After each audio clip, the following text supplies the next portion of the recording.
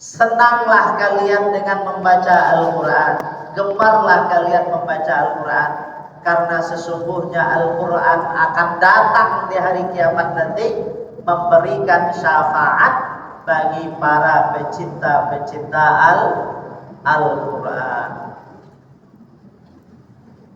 Ikut tahapan awal untuk bisa dekat dengan Al-Quran, biasakan lisan awak menyenandungkan Al-Quran. Agar punya program, maka jangan baca asal-asal dan tak kambang saja.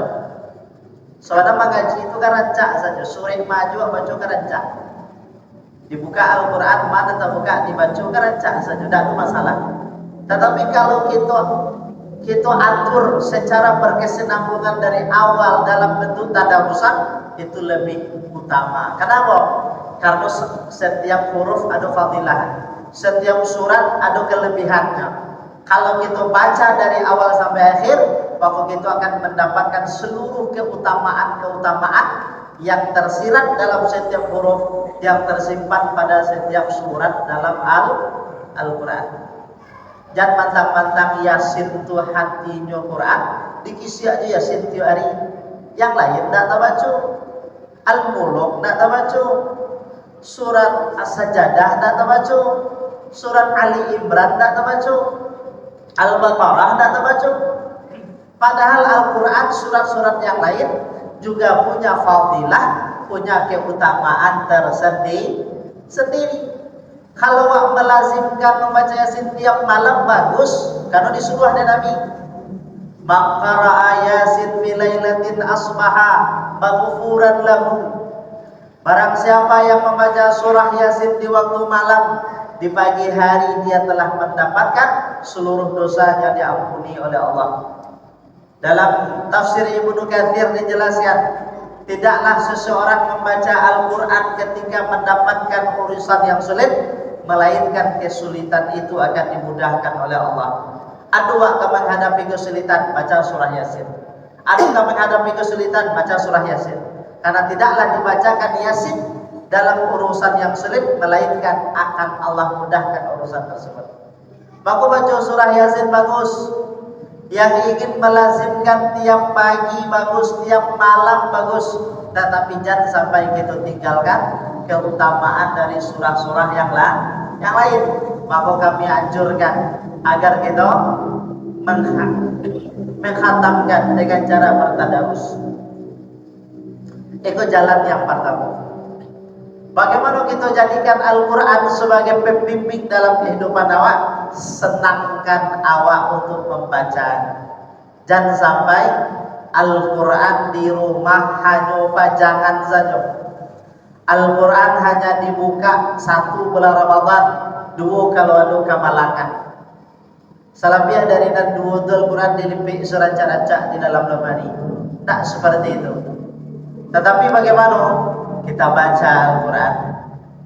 Karena setiap huruf-huruf yang kita baca itu mengandung kekuatan rohani awak yang akan menguatkan hati awak, yang akan menguatkan qalbu awak untuk dakik dengan Allah Subhanahu wa ta'ala. Kemudian setelah kita hobi senang membaca Al-Quran, maka kita butuh orang yang membimbing awak untuk menjelaskan apa pesan-pesan Allah lewat Al-Quran. Apa makna dari kalimat yang kita baca? Apa pemahaman kandungan dari setiap surah yang kita khatamkan? Nah, itu untuk tahapan berikutnya. Makanya kalau dikaji Al-Quran ternyata tak ada habis. Tak ada habis. Walaupunlah kita khatamkan dari awal sampai akhir jauh, besok diulang balik, besok diulang balik, sampai mati awak tetap Al-Quran itu tetap memberikan pesan-pesan yang baik kepada awak. Makanya saking dalamnya makna Al-Quran, para ulama sebesar apapun tafsir yang mereka susun, tidak pernah cukup untuk menjelaskan kandungan Al-Quran. Mulai tafsir yang paling simpel, itu disusun oleh dua orang ulama besar dari mazhab Syafi'i. Yang pertama disusun juzuk, yang kedua dari pertengahan Al-Quran sampai akhir Al-Quran itu disusun oleh Imam Jalaluddin Al-Mahalli. Rupanya setengah beliau susun, beliau wafat. Akhirnya yang juzuk awal dilanjutkan oleh Imam Jalaluddin Abdurrahman As-Suyuti. Akhirnya karena tafsir yang disusun tersebut diselesaikan oleh dua orang imam, maka tafsir tersebut dinamakan dengan Jalalain. Tafsir Jalalain. Tafsir yang disusun oleh dua orang ulama besar, yang pertama Jalaluddin Al-Mahalli, yang kedua Jalaluddin Abdurrahman As-Suyuti. Sehingga tafsir yang beliau susun itu disebut dengan tafsir Jalalain. Itu simpel, sederhana. Kalau di pondok-pondok pesantren rata-rata memakai tafsir itu untuk dasar, untuk tahap awal. Tetapi setelah itu ada pengembangannya, ada tafsir-tafsir yang luas sekali, yang berjilid-jilid. Ada tafsir yang paling sering kita dengar, ada tafsir Al-Qurtubi, ada tafsir Ibnu Katsir, atau yang disusun oleh ulama gitu dari Indonesia, Al-Misbah. Maka banyak kitab-kitab tafsir. Kenapa banyak? Karena para ulama ingin menjelaskan kepada sesuai dengan kemampuan mereka untuk menjelaskan kandungan Al-Quran. Saking pentingnya. Sehingga ketika menjelaskan Al-Quran, ada yang sampai 10 jilid tafsir untuk mengurai makna Al-Quran. Ada yang tabanya, sehingga saking tabanya malah orang baca. Artinya apa? Yang kita tangkap dari situ, saking dalamnya makna Al-Quran, sehingga ketika para ulama menjelaskan maksudnya dari per hurufnya, per kalimatnya, itu ternyata tak cukup-cukup, tak sadang-sadang. Lah berjilid-jilid disusun kitab-kitab tafsir, masih kurang untuk menjelaskan makna dari kalam Allah Al-Quranul Karim. Maka dari itu kita butuh orang-orang, guru-guru yang menyingkapkan satu persatu kebenaran. Apa yang Allah serukan kepada awak dalam Al-Quran, dan sampai ayatnya kita baca siang dan malam, pagi dan petang, rupanya kandungan maknanya malah kita injak-injak dengan perbuatan awak. Membaca Al-Quran tadi kan pahalanya kadang, tapi ternyata membaca saja tidak cukup. Kenapa? Karena banyak juga kemudian terjadi orang yang senang dengan bacaannya, tapi rupanya karajonya bertolak belakang dengan Al-Quran yang nyoba baca.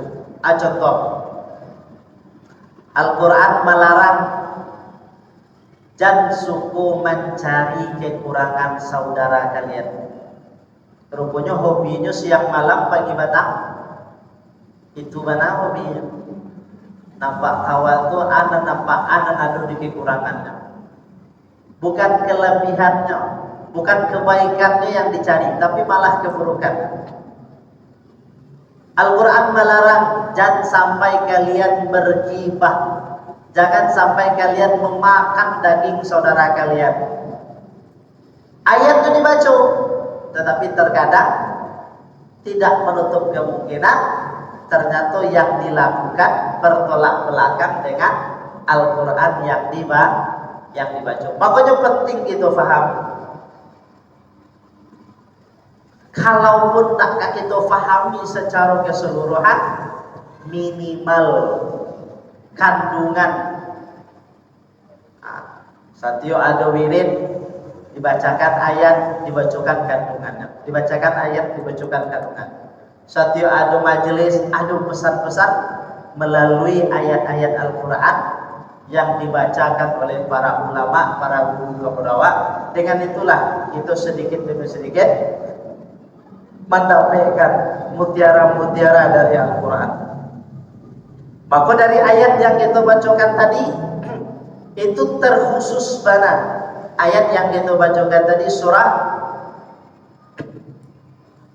Al-Isra ayat 88. Itu adalah pernyataan tegas dari Allah Subhanahu wa taala yang menjelaskan, wahai manusia, kalaupun kalian seluruh manusia berkumpul, bahkan tidak manusia saja, dibantu oleh bangsa jin berkumpul, dan kemudian antara kalian sesama kalian tolong menolong bersatu padu untuk menandingi Al-Quran yang telah diturunkan Allah kepada kekasihnya Nabi Muhammad sallallahu alaihi wasallam. Awak cukulu menulih, awak cukulu mengarang, awak cukulu membuat tandingan Al-Quran.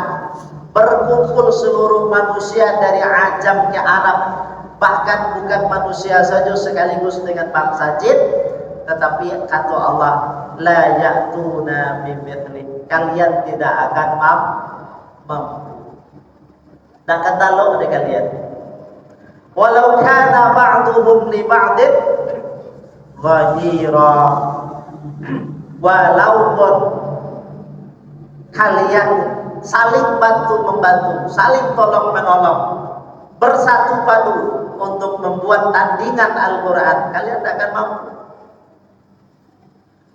Walaqad sarrafna linnas, lanjutan ayatnya 89, walaqad sarrafna linnasi bihadzal Qur'an min kulli mathal fa'aba aktsarun nasi illa kufura. Allah katakan, demi Allah, sungguh telah kami jelaskan untuk manusia di dalam Al-Quran ini, kata Allah, min kulli mathal, dari setiap perumpamaan. Allah telah menjelaskan setiap perumpamaan. Orang yang beriman telah Allah jelaskan perumpamaan orang yang beriman. Orang yang tidak beriman Allah jelaskan bagaimana perumpamaan orang yang tidak beriman. Orang yang taat bagaimana nasib mereka telah Allah jelaskan dalam Al-Quran. Orang yang maksiat bagaimana nasib mereka telah Allah jelaskan dalam Al-Quran. Orang yang taat mendapatkan apa, orang yang durhaka mendapatkan apa, seluruhnya telah Allah jelaskan. Maka apa lanjutannya kata Allah?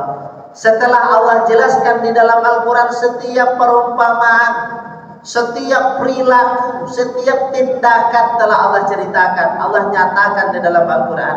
Fa'aba aktsarun nasi illa kufura, melainkan yang terjadi, kebanyakan dari manusia ingkar terhadap pernyataan Al-Qur'anul Karim.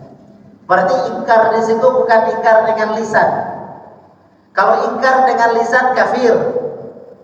Orang yang menentang pernyataan Al-Quran dengan nyata dengan lisannya berarti kafir. Tetapi menentang di situ maknanya bisa jadi orangnya bersyahadat, bisa jadi lisannya berikrar tidak ada Tuhan yang berhak disembah selain Allah, dan bisa jadinya tetap meyakini Nabi Muhammad utusan Allah, tetap meyakini Al-Quran adalah wahyu Allah, tetapi mereka ingkar tidak dengan lisan, melainkan mereka ingkar dengan perbuatan. Bisa jadi Al-Quran dibaca, dikhatamkan, tetapi setelah ditutup Al-Qurannya, ucapannya bertentangan dengan Al-Quran. Al-Quran mengatakan jangan sampai zalimi saudara kalian, baik dengan perbuatan maupun dengan perkataan.